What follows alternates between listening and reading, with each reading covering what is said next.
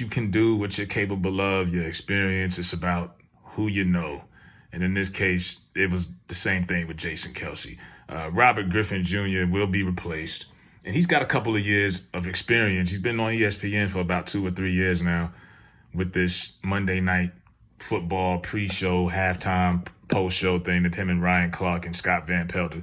Man, and look, I don't want to be negative, but this has got to be the lamest Monday Night Football pre-show in years. Scott Van Pelt, Ryan Clark, Marcus Spears. Swagoo was all right, but I don't know, man. I came up in a different time. They used to have better characters than this. But look, Jason Kelce is a personality.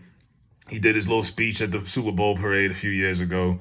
But let's keep it real. Let's keep it a buck. He's here because of Taylor Swift, right? Taylor Swift started dating Travis, and their podcast blew up. They already had one, but it was just kind of one of the many podcasts that's floating out there that athletes do. Got like 2 million subscribers immediately once Travis started banging Taylor Swift. So now they're getting all these opportunities. Jason retired. He had this whole speech. He's crying. I thought it was a little over the top. He's doing all this extra. I'm like, bro, you were a sinner. No one knows what your biggest play was. Great player, but just move on. You're not going anywhere. It's not like you're leaving the public eye. You know, most guys who cry and break down like that after they get done playing, any sport, that's because they know they're done and they're going to be forgotten about and it's going to be heartbreaking. You're not going anywhere. So what are you crying for? And he's replacing Robert Griffin in this spot. Now, a report came out back in March that from The Athletic that they were already looking to replace Robert Griffin because they felt like he hasn't lived up to his ability to what they thought he would be on the network. I don't know what they thought he was going to be. I mean, what did they think? This is the same guy who, remember, Rob Parker got fired for calling Robert Griffin a cornball on First Take about a decade ago, right? Then years ago, he got fired from ESPN just as Robert Griffin now was working for ESPN. It's funny how that works out. But now you're getting replaced. This is what I say. It's not about what you can do. It's about who you know. Jason Kelce has no experience in this. Right? He does his podcast. What experience does he have in this? They just throwing him out there. And he's probably going to get paid more money, I'm sure, than what Robert Griffin was making. And this is without experience. He's just coming on. And he says, and I quote, "It's Monday Night Football. My brother and I grew up watching Monday Night Football, glued to the television, blah, blah, blah, blah, blah, blah, blah." Yeah, this is how they do on ESPN. Like I said, remember, Stephen A. Smith was making $8 million a year. He was the top ranked guy for about a few months. Then they brought in Pat McAfee. He took over. He got paid a $200 million contract. That reign didn't last long for the black man being the top guy at that network. It didn't last. And they haven't put out numbers on what Kelce's being paid, but I'm pretty sure it's going to be a lot more than what Robert. He might come up on there and get paid more than everybody. Now, how does that make Ryan Clark feel?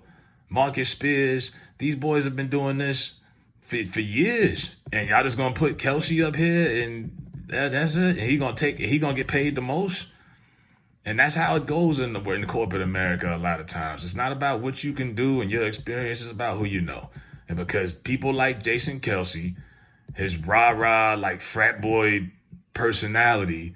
He's chugging beers. He's taking his shirt off in the press box. He's just animated. People love that shit, so they run with it. And America's just obsessed with the Kelces.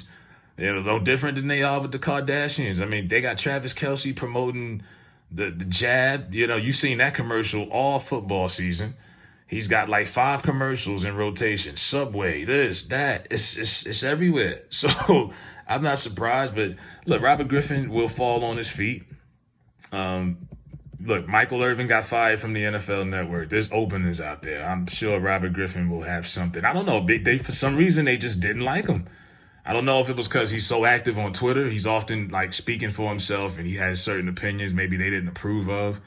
He's not, someone that they are intimidated by any means. He fits the bill for what they're looking for, definitely. But they thought he was going to be a big deal, and they want more personality and character on that part of the show, whatever it is. Whoever still watches pregame shows, I haven't watched any pregame football shows in years. Probably back to the days where you had Chris Berman. Remember that? I used to watch that. But after they got rid of them old timers, I kind of stopped watching a lot of these pre-post game halftime shows. It's like, just run me the game and I'm good. But yeah, Robert Griffin's out of here. Travis Kelce's backed up, took the spot. It is what it is. It's filthy America. Deal with it.